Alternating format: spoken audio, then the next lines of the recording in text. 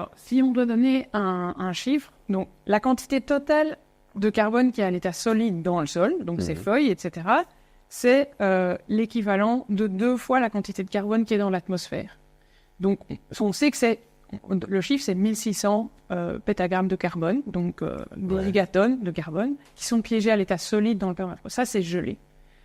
Tout ça ne va pas forcément dégeler. On a réussi à mesurer quasiment le stock. En tout cas, on a pu estimer un stock aujourd'hui en considérant les 0 à 3 mètres de stock dans le sol et en se disant, bon, si ça dégèle, ce n'est pas l'entièreté de tout ça qui va dégeler. Donc, c'est des estimations aujourd'hui sur base des codes. Pourquoi 0,3 mètres, pourquoi pas plus? Parce que pour le moment, si on considère que tout l'Arctique dégèle sur 3 mètres, ça veut dire que je disais tout à l'heure, ça s'est réchauffé, ça a dégelé sur 50 cm sur les 30 dernières années.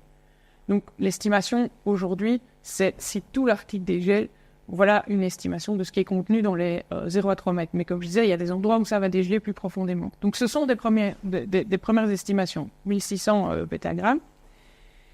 Ça, c'est le stock total, 2 fois le carbone qu'il y a dans l'atmosphère. Maintenant, on considère que d'ici la fin du siècle, c'est entre 5 et 15% de ça qui va dégeler et qui va être réémis sous forme de gaz à effet de serre.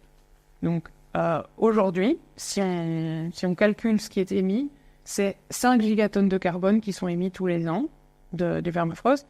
Et on considère que c'est... En ce moment, déjà ? En ce moment, déjà, oui. On considère que c'est l'équivalent des émissions annuelles des États-Unis de 2019, si on prend le... Donc, c'est pas un petit pays, quoi.